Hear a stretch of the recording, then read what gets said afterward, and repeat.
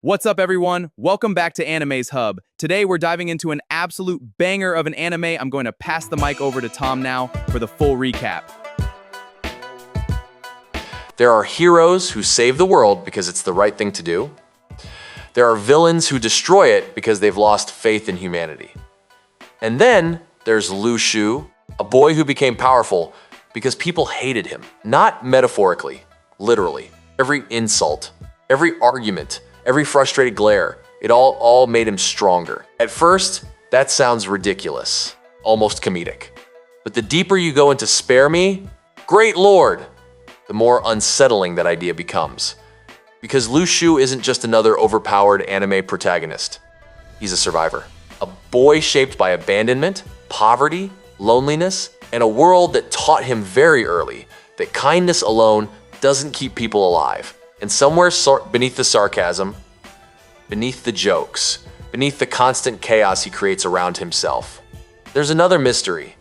A mystery even Lu Shu himself doesn't fully understand. Why do ancient beings fear him? Why do forgotten powers recognize his name? And why does it feel like this strange teenager was never truly human to begin with? Tonight, we're diving into the complete story of Spare Me, Great Lord, from beginning to end. A story about cultivation, about gods, about survival, and about one lonely boy slowly becoming something the world may never be ready for. Before Lu Shu ever gained power, the world itself was already beginning to crack apart. At first, the changes were subtle. Strange meteor showers appeared across the sky. Animals started behaving violently. Ancient ruins emerged from underground in places that should not have existed. Then people began awakening abilities, not technology, not mutations, something older, something spiritual. A teenager in Europe suddenly controlled fire. A man in America survived fatal injuries without explanation. Across Asia, mysterious fruits appeared capable of transforming ordinary humans into superhuman beings. The world governments tried hiding it.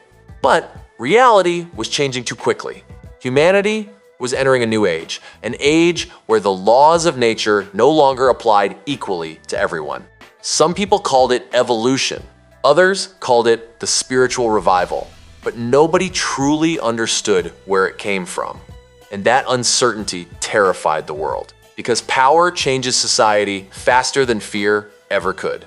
Suddenly, wealth no longer guaranteed safety.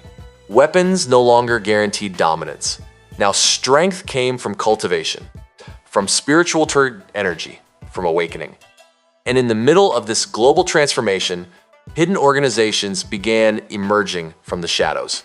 As chaos spread across the planet, governments realized something horrifying. If awakened humans remained uncontrolled, civilization itself could collapse. China responded by creating one of the most powerful organizations in the series, the Heavenly Network. Officially, the organization existed to protect order, to contain dangerous awakeners, to investigate ruins, to prevent supernatural disasters. But beneath that purpose was another reality. The Heavenly Network was preparing for war, not just against rogue humans, against something far larger. Because hidden deep within the ruins appearing across Earth were traces of ancient civilizations. Civilizations that seemed to possess cultivation systems far beyond modern understanding. Who were they? Where did they go?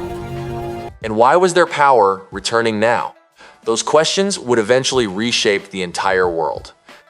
But at the beginning of the story, none of that mattered to Lu Shu. Because while nations feared collapse, Lu Shu was simply trying to survive another day. Long before supernatural powers entered his life, Lu Shu already understood suffering.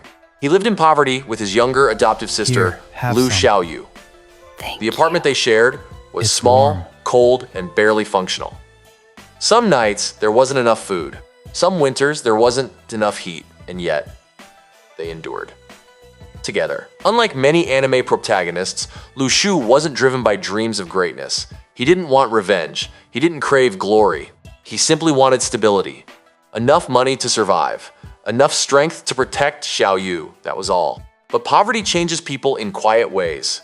It teaches caution, Observation. Adaptation.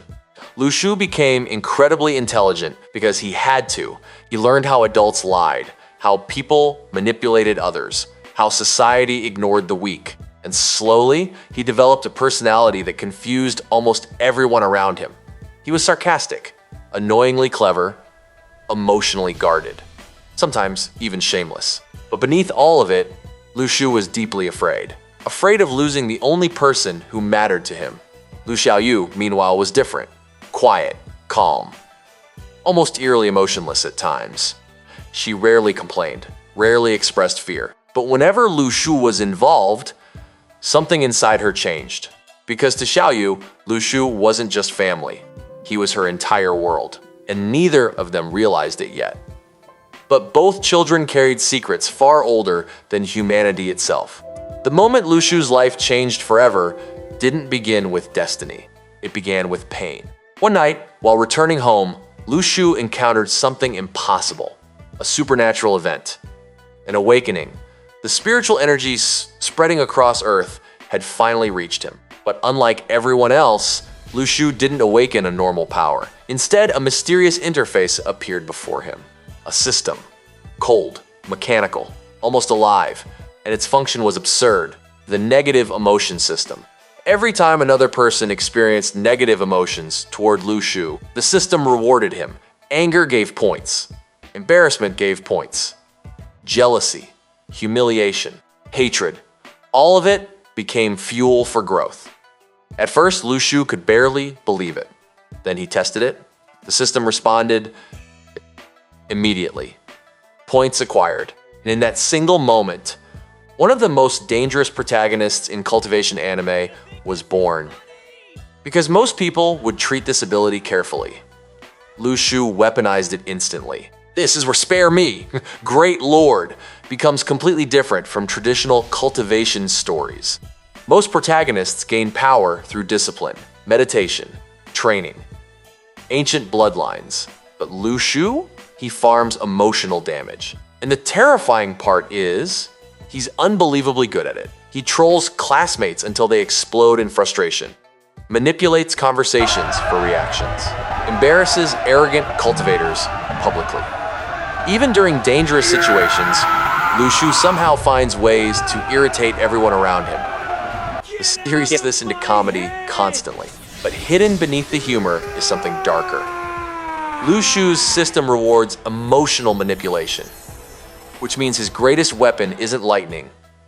It's psychology. He studies people carefully, learns their weaknesses, figures out exactly what frustrates them, then weaponizes it with surgical precision.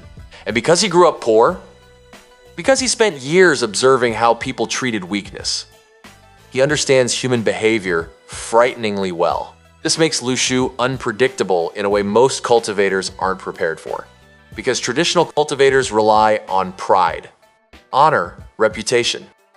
Lu Shu relies on strategy. If tricking someone works better than fighting, he'll trick them. If humiliating an enemy creates an advantage, he'll humiliate them. And slowly, the world begins realizing this sarcastic teenager may be far more dangerous than he appears.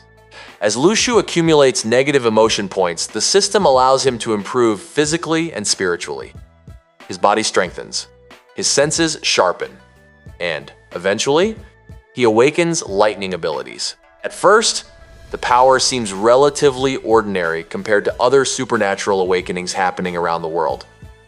But Lu Shu's true advantage isn't raw power, it's growth speed. Because unlike other cultivators limited by talent or resources, Lu Shu's system constantly evolves him. Every interaction becomes an opportunity. Every argument becomes fuel. Every enemy becomes progress. And most importantly, Lu Shu never stops learning. This is one of the defining characteristics that separates him from other overpowered protagonists. He doesn't blindly rush into battle. He observes, calculates, adapts. Even when he appears in serious, his mind is constantly analyzing situations. That intelligence becomes terrifying during combat, because Lu Shu quickly discovers something important. People reveal their true selves when they underestimate you. So he lets them underestimate him. He acts shameless, immature, lazy. But behind the performance is someone carefully controlling the battlefield psychologically before the fight even begins. While Lu Shu adapts to his new abilities, the world continues spiraling into chaos. More ruins emerge globally. Inside them are ancient relics, spiritual weapons, cultivation manuals, and terrifying creatures. Suddenly, the entire planet enters a race for power. Ordinary civilians risk death searching for spiritual fruits. Criminal organizations recruit awakeners. Governments secretly militarize cultivators. Society begins dividing into new classes, the strong and everyone else. For many people, awakening abilities becomes liberation. For others, it becomes corruption. Some awakened humans start viewing ordinary people as inferior. Others use their abilities for violence and control. And the deeper humanity enters this spiritual era, the clearer one truth becomes: power does not make people better. It simply reveals who they already were. Lu Shu understands this faster than most, because unlike idealistic heroes, he never believed the world was fair to begin with. Poverty had already taught him that lesson long ago. As Lu Shu grows stronger, attention slowly shifts toward Lu Xiaoyu. At first, she seems like nothing more than a quiet younger sister. But strange things begin happening around her. Shadows move unnaturally. Dark entities appear connected to her emotions. And during moments of danger, Xiaoyu becomes terrifyingly calm. Unlike Lu Shu's lightning abilities, her powers feel ancient, almost unnatural, as though they were never meant for humans at all. And perhaps the most unsettling part is how emotionally detached she can become while using them. Except when it comes to Lu Shu, because Xiaoyu's love for him is absolute, protective, possessive even. To outsiders, she appears harmless, but the story repeatedly hints at something deeper hidden inside her. Something ancient, something dangerous. And somewhere far beyond Earth, unknown beings are already beginning to notice both siblings. Not because of what they are becoming, but because of what they once were. At the beginning of Spare Me, Great Lord, Lu Shu was just a poor teenager trying to survive. But slowly, without fully realizing it, he begins changing the people around him. Friends, enemies, organizations, entire factions. Some fear him, some admire him. Some can't decide whether they want to punch him or follow him, and that contradiction becomes the heart of his character. Because Lu Shu isn't a traditional hero, he's selfish sometimes, manipulative, greedy, annoyingly sarcastic. But beneath all of it, there's still humanity, still compassion, still the lonely child who never wanted power for glory, only survival. And as the spiritual revival pushes Earth closer toward chaos, that lonely child is about to discover the truth about the world, the truth about cultivation, and the terrifying truth about himself. In the next part, Lu Shu enters the dangerous world of ruins and cultivators. The heavenly network begins watching him closely. Powerful enemies emerge from the shadows. And the deeper Lu Shu investigates the spiritual revival, the more it becomes clear that Earth was never the center of the story. It was only the beginning. As spiritual energy continued spreading across Earth, the world crossed a line it could never return from. The ruins started opening everywhere. Not ordinary ruins. Not broken temples or forgotten tombs. These places felt wrong, ancient. As if they belonged to civilizations completely disconnected from human history. Entire mountain ranges split apart overnight. Underground palaces emerged beneath modern cities. And inside them, people found miracles. Weapons capable of cutting through steel like paper. Ancient cultivation manuals written in unknown languages. Spiritual herbs that could evolve the human body beyond natural limits. But the ruins also contained death. Some explorers vanished instantly. Others returned completely insane. And many never returned at all. The world quickly realized these ruins were not gifts, they were tests. And only the strong survived. Naturally, every government and organization on Earth became obsessed with controlling them. Because whoever controlled the ruins controlled the future. Most people entered the ruins searching for glory. Lu Shu entered searching for opportunity. That difference changes everything. By now, Lu Shu has already become stronger than most ordinary awakeners. His lightning abilities continue evolving rapidly through the negative emotion system. But more importantly, his understanding of people has become frighteningly advanced. Inside the ruins, panic reveals human nature quickly. Greed, fear, arrogance, desperation. Lu Shu watches all of it carefully, and almost immediately, he realizes something most cultivators don't understand. Power alone is not enough to survive. Information matters more. Knowing who to trust. Knowing who's lying. Knowing when someone is pretending to be weak. Ironically, Lu Shu himself becomes the perfect example of that strategy because he intentionally hides his real abilities. He acts careless, immature, annoying. People underestimate him constantly. And every single time they do, Lu Shu gains the advantage. One of the reasons Spare Me, Great Lord, became so popular is its strange balance between tension and absurd comedy. Most cultivation stories become extremely serious once power systems are introduced. But Lu Shu refuses to behave like a normal protagonist. Even in life or death situations, he keeps trolling people. During dangerous missions, he scams teammates. During battles, he insults enemies until they lose focus. Sometimes he creates chaos simply because the emotional reactions make him stronger, and somehow it works. But the comedy serves a deeper purpose, because Lu Shu's humor is partially defense mechanism. He grew up in hardship, poverty forced him to mature early, and sarcasm became armor. The jokes protect him emotionally. If everything becomes a game, then maybe the world feels less frightening. This gives Lu Shu unusual emotional depth compared to many overpowered protagonists. Because behind every sarcastic comment, there's still loneliness, still fear, still the memory of a child who learned survival before happiness. To fully understand Lu Shu's rise, you need to understand cultivation itself. In Spare Me, Great Lord. Cultivation is more than magic, it's evolution. Spiritual energy strengthens the body, mind, and soul simultaneously. Cultivators gradually surpass normal human limitations through training and absorption of spiritual energy.